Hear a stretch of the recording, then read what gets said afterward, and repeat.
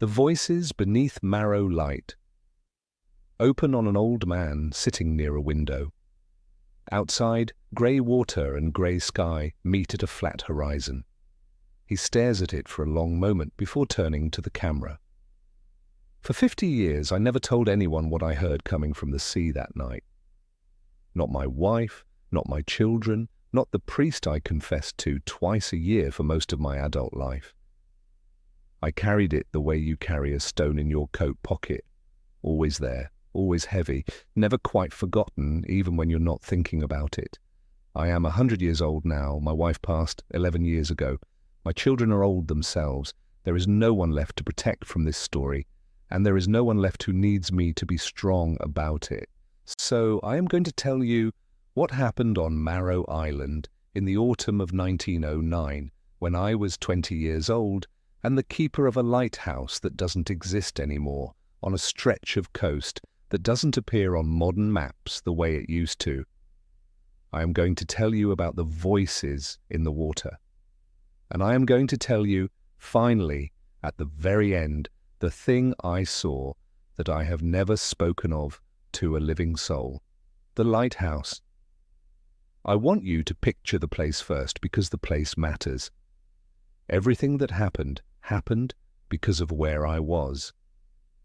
Marrow Island sat about 2 miles off the coast of a fishing village called Cutter's Bend, somewhere along the rocky edge of New England that I won't name more precisely than that, for reasons that will become clear. The island itself was barely worth the name, a half-mile of black rock, wind-bent grass and gull nests, with a lighthouse standing at its highest point like a single white tooth against the sky. I took the job in the spring of 1909. I was 20 years old, unmarried, with no particular prospects in Cutter's Bend beyond what my father had, which was a fishing boat and a life that scared me more than the loneliness of the island did. The lighthouse service paid steady wages. It came with a small keeper's cottage attached to the tower, a supply boat every 2 weeks, and more silence than any 20-year-old has the right to expect. I did not mind the silence. Not at first. I was the kind of young man who liked his own thoughts. I read, I kept the light burning every night without fail, climbed the 112 steps to check the lamp, polished the lens until it threw its beam 30 miles out into the dark water. I felt, in those early months, something close to peace. Cutter's Bend was a fishing village of maybe 300 people, the kind of place where everyone's life ran on the tide and the season. Most of the men fished. Most of the women mended nets, salted fish, raised children, and waited, because that is what the wives and mothers and daughters of fishing villages do. They wait and they get very good at it, and the waiting changes something in their faces over the years that you can still see if you know how to look. I rowed in to Cutter's Bend every other week when the supply boat came to collect mail and goods and to remind myself that I was still a person who belonged to the world of other people. I knew most of the village by face, if not always by name. I knew the Pruitt family, who had 3 sons, who all fished together on the same boat. I knew old Mrs. Calloway, who ran the general store and missed nothing that happened in that village, ever. I knew the priest, Father Donlevy, a gentle, tired man who had buried more fishermen than he liked to count. I tell you all this so you understand. I was not isolated from these people. I was apart from them, on my rock with my light. But I was not a stranger to their lives, which is part of why what happened broke something in me that has never fully mended. The first night. It was the 3rd week of October 1909 when I first heard it. A storm had come up fast that evening. They often did along that coast with little warning, the sky going from grey to black in the space of an hour.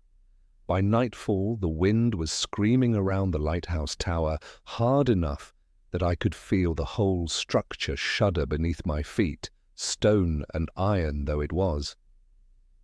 The rain came sideways. The sea below threw itself against the rocks with a sound like something enormous trying to break its way onto the island. I was up in the lamp room, tending the light, when I heard my name. Elias. I want to be precise about this because precision matters, and because I have turned this moment over in my mind 10,000 times across 90 years. It was not a sound that could have been mistaken for wind under ordinary circumstances. Wind does not pronounce syllables. Wind does not call out two clear sounds shaped exactly like a name. But it was a wild night, and I was a young man alone in a tower, and so I did what any reasonable person does. I told myself it was the storm. I told myself the wind through the rocks below could throw up strange sounds, that loneliness plays tricks on a man's ears, that I was tired and the work was hard and my mind was inventing company for itself. I went back to the lamp. It came again 20 minutes later, closer this time, or clearer. I could not tell which, and the distinction matters more than you might think. Elias. I went to the window of the lamp room and looked down at the black water, churning against the rocks far below, lit in flashes by my own lighthouse beam sweeping across it. And I saw nothing. Of course I saw nothing. It was a storm at midnight. What did I expect to see? I told myself it was the wind. I wrote in my log that night, the official lighthouse log, the one I was required to keep, only that the weather was severe and the light functioned properly throughout. I did not write down what I had heard. That was the first lie I told about Marrow Island. It would not be the last. It grows clearer. The voices did not come every night. I want to be honest about that, because if they had, I think I would have lost my mind entirely, or at least lost my position, because no man can function for long believing he hears his name called from an empty sea every single night. They came on stormy nights, always stormy nights, though not every stormy night, which was its own kind of torment, because it meant I could never simply prepare myself. I could never simply decide, tonight will be one of those nights, and brace for it. I had to live every storm wondering. By November, the voice had become clearer, and it was no longer only my name. I remember standing at the lamp room window during a storm in the second week of November and hearing, beneath the wind, a sound that I can only describe as several voices overlapping, calling out names, not just mine. Others. Names I didn't recognize at the time but would come to recognize very well in the weeks that followed, because they were the names of men from Cutter's Bend. I told myself, and I clung to this explanation with the desperation of a drowning man clinging to driftwood, that I was hearing the wind moving through the rock formations at the base of the island, that there must be some natural channel or cave structure that shaped ordinary noise into something that sounded to an exhausted and isolated mind like voices and names. I want you to understand that I needed this explanation, not because it was good, because the alternative was unbearable. I started keeping a second log, not the official one, a private journal just for myself, where I wrote down what I actually heard and saw, separate from the careful, dishonest entries I made in the Lighthouse's official record. I still have that journal. I am looking at it now as I tell you this. The handwriting in the early pages is steady. By the later pages, it is not. The empty boat. The first boat came back empty on the 22nd of November. It belonged to a fisherman named Hollis Pruitt, the eldest of the three Pruitt brothers I mentioned earlier, a serious, capable man of about 30 who had been fishing those waters since he was a boy. His boat drifted into the shallows near Cutter's Bend at dawn, sails still set, nets still in the water, lanterns still burning faintly, though it should have burned out hours before. Hollis Pruitt was not on it. There was no sign of struggle, no blood, no broken rigging, no overturned gear. The boat looked exactly as it should have looked if Hollis had simply stepped off the side of it into the water, and not come back. His coat was still folded on the bench where fishermen kept their gear. His boots were still tucked beneath it. A man does not go fishing in November in cold New England water without his boots and his coat, unless something made him leave them behind in a very great hurry, or unless something took him before he had the chance to need them at all. The village searched the water for 3 days. They found nothing. Not Hollis Pruitt, not any sign of him, nothing at all except an empty boat that had come back from the sea without the man who sailed it. I remember rowing in for the supply exchange about a week after, and seeing Hollis's wife, Mary Pruitt, standing at the end of the dock, looking out at the water the way I would see so many women look at that water in the months to come. Still, silent, waiting for something she somehow already knew was not coming back. I did not yet connect what had happened to Hollis Pruitt with the voices I had been hearing from my tower. I want to be honest about that. I was 20 years old, frightened of my own mind, desperate to believe in ordinary explanations. It took more than one boat for me to stop believing in ordinary explanations. It took 4, the lights beneath the water. Between November and the end of December, 3 more boats came back empty. Each time the pattern held, no struggle, no damage, just an empty boat, gear in place, lantern sometimes still burning, and a man who had been there and then was not. By the 3rd disappearance, the village understood the pattern, even if no one could explain it. Fishermen stopped going out on stormy nights, then stopped going out on any night, then began to fish only in pairs, then in groups of 3 or 4 boats together, never alone.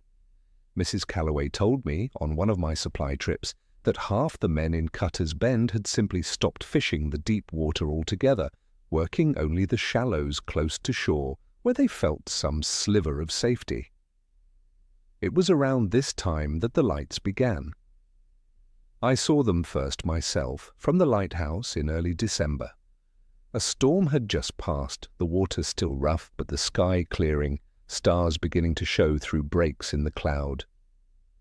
I was in the lamp room, and I looked down at the dark water below the island, and I saw something moving beneath the surface. Light, pale blue-green, moving in slow, deliberate patterns beneath the waves, not the phosphorescence that sailors sometimes see in disturbed water, which flares and scatters and fades randomly. This moved with intention. It travelled in a straight line, then turned, then paused, the way a lantern might pause if someone were standing still beneath the water holding it. I watched it for nearly 20 minutes. It moved closer to the island, then farther, then closer again, as if it were circling, as if it were searching for something or someone. Fishermen in Cutter's Bend reported the same lights in the weeks that followed. Several of them, independently, men who had not spoken to each other beforehand, described the same blue-green glow moving beneath their boats in patterns too deliberate to be natural current or fish. One man, a quiet, sturdy fisherman named Abel Torson, told me directly, because by this point I had started asking, carefully, gently, trying to gather information without revealing how much I already suspected, that the light had passed directly beneath his boat one night, and that he had felt the boat lift slightly, as though something large and solid had passed just beneath the hull. Not a whale, he told me, his hands very still on the dock railing. I know what a whale feels like under a boat. This wasn't that. I asked him what it felt like instead. He looked at me for a long moment before he answered. Like something was looking up, he said, and deciding. The boy, the worst of it, the thing that turned fear into something closer to madness in that village, happened in January. A boy named Caleb Reyes, 9 years old, the son of one of the families who lived nearest the cliffs on the north side of Cutter's Bend, went missing on a clear, cold afternoon. Not stormy, not night-time. A clear winter afternoon, with the sun out and the sea calm, the kind of day that should have held no danger at all. He had been playing near the cliff path with 2 other boys.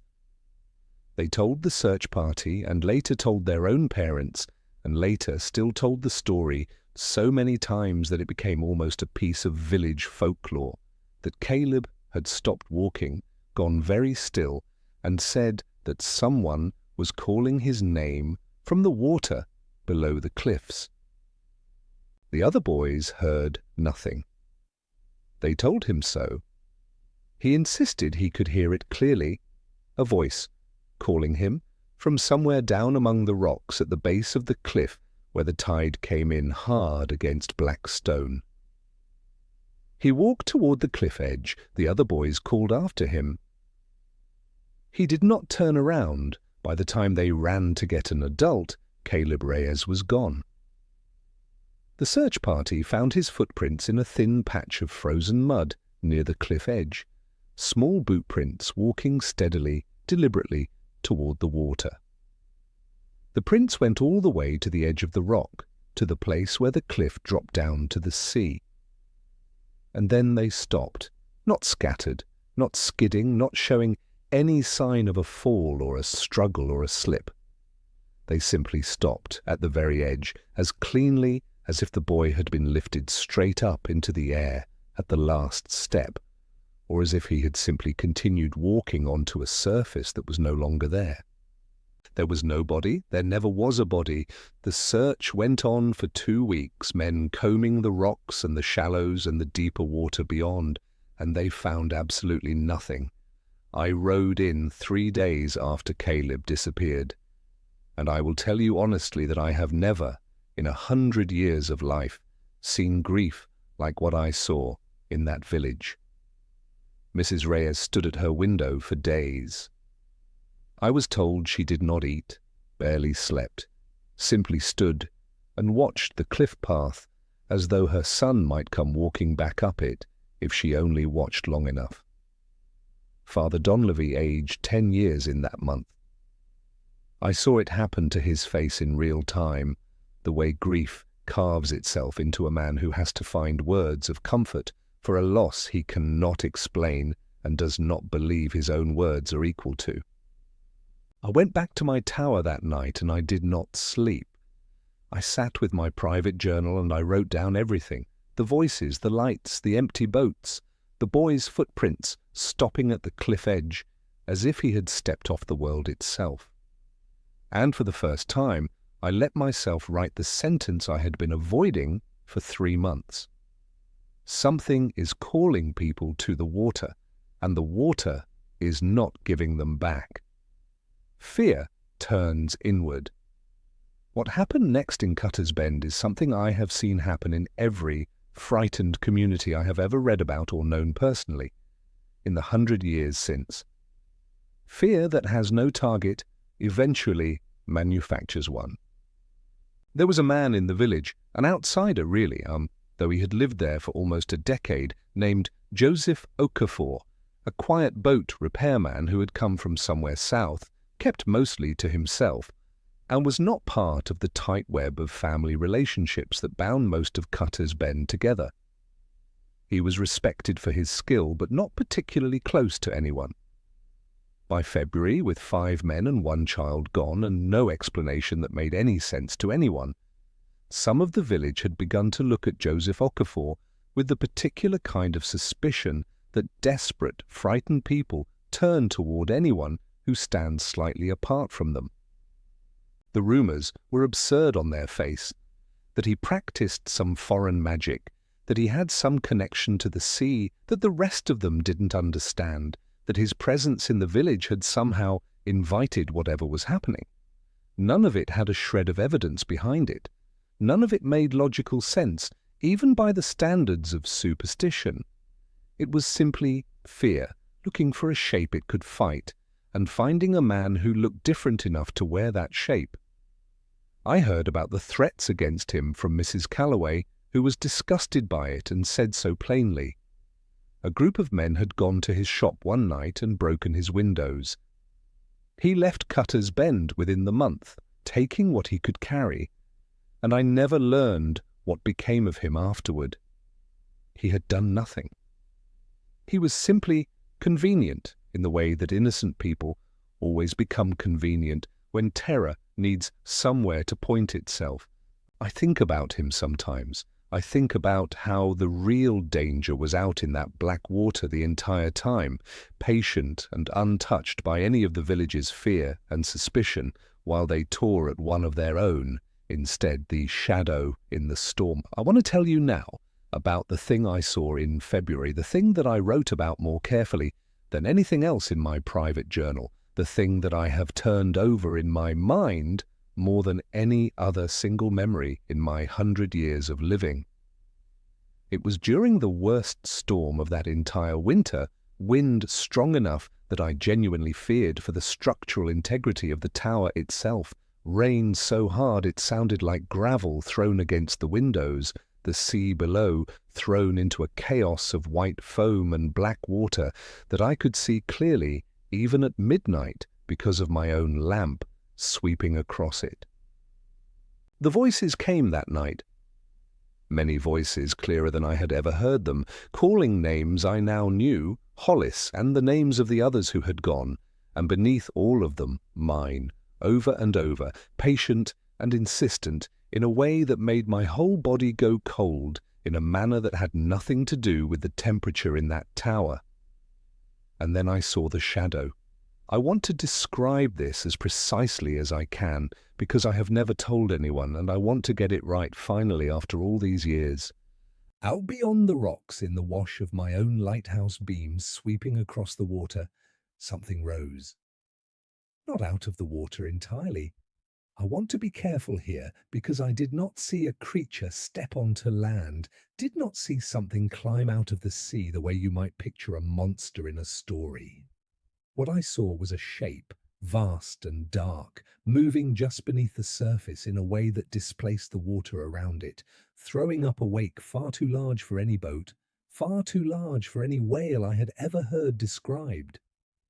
It moved toward the rocks at the base of the island. It moved with a kind of unhurried confidence that I can still feel in my chest when I describe it now, the confidence of something that has never once needed to hurry, because nothing has ever successfully run from it. And for one moment, one single sweep of my lighthouse beam, lasting perhaps 2 seconds, I saw something break the surface that was not quite a fin, and was not quite a hand, and was not quite anything I had a name for. Pale, long, moving with a terrible, deliberate slowness, as if it knew it was being watched and did not care. Then the beam swept past, continuing its circle the way it always did, the way it was built to do, indifferent to what it had just illuminated. And by the time it swept back around to that same patch of water, there was nothing there. Just the ordinary chaos of a storm-thrown sea. I stood in that lamp room until dawn. I did not write in the official log that night beyond the bare requirements of weather and lamp function. I went to my private journal instead, and I wrote down everything I have just told you, in handwriting so unsteady that I can barely read my own words today. And then I closed that journal, and I made a decision that I would carry for the rest of my life. I decided I would never tell anyone what I had seen. Why I stayed silent. You might wonder why a young man who had just witnessed something so far beyond explanation would choose silence over speaking out. I have asked myself that question for 90 years, and I think I finally understand the answer, even if I am only fully admitting it to myself now, at the very end of my life, telling it to you. I was afraid that if I spoke, 2 things would happen, and I could not bear either one. The first fear was that no one would believe me, that I would become, in the eyes of Cutter's Bend, a madman, the strange lighthouse keeper who claimed to see monsters in storms, whose claims would be filed away alongside grief-stricken fantasy and exhaustion, and the unreliable imagination of an isolated young man. I had seen how the village had turned on Joseph Okafor for nothing at all. I did not want to imagine what they might do or think about a man who claimed to have seen an actual shape in the water that took their sons and husbands. The second fear was worse, and it is the one I have never spoken aloud until this moment. I was afraid that if I spoke, it would call to me again, that naming it, describing it, giving voice to what I had seen, would somehow be an invitation, would draw its attention the way speaking a word into a dark room sometimes feels like an invitation for the dark room to answer. I know how that sounds. I am 100 years old, and I have lived through 2 world wars, and I have read enough history and science to know how such a fear should sound to a rational mind. But I lived in that tower for 3 more years after that night, alone, with that water beneath me every single night, and I learned that some fears do not care whether they are rational. They simply live in you, the way an old injury lives in a joint, aching whenever the weather turns. So I stayed silent. I finished my contract at the Lighthouse. The disappearances slowed after that February storm. Whether by coincidence or by some pattern I never understood, I cannot say. One more boat was lost in March, and then nothing more through the rest of that year. The village never fully recovered. Several families left entirely. The ones who stayed fished more carefully, prayed more often, and spoke of that winter only in lowered voices. The way you speak of something you are afraid might still be listening. The telling. I left Marrow Light in the autumn of 1912, 3 years after I arrived, and I never went back. The lighthouse itself was decommissioned decades ago, automated, then abandoned, then eventually torn down when the structure became unsafe. The island is still there, I am told, though no one lives on it and few people visit. Cutter's Bend itself shrank over the following decades, the way so many small fishing villages did, until what remains today is barely a handful of houses and a harbour mostly empty of boats. I married. I had children. I built an ordinary life in an ordinary town, far from any coastline, and, for most of the past century, I told myself that the lighthouse years belonged to a different version of me, a young, frightened, isolated man whose mind might have played tricks that an older, wiser man would know better than to trust. But I kept that journal. I have it still here beside me as I speak. And on nights when storms come through, even now, even at 100 years old in a house far from any sea, I find myself listening. Some old part of me, some part that never quite left that lamp room, still waits to hear my name. I do not know what was in that water. I have read about giant squid, about whales whose songs travel hundreds of miles through deep water, about the strange acoustic properties of certain coastlines that can carry sound in ways that trick the ear. I have read every rational explanation that exists for what I experienced, and I find that none of them quite fit into the shape of what I actually saw that February night, the shape that broke the surface and looked, for one beam sweep of light, almost like something with purpose, almost like something that knew exactly what it was doing and had been doing it for a very long time before I ever arrived on that island, and has likely gone on doing it, in some form, in the decades since. Caleb Reyes was never found. Hollis Pruitt was never found.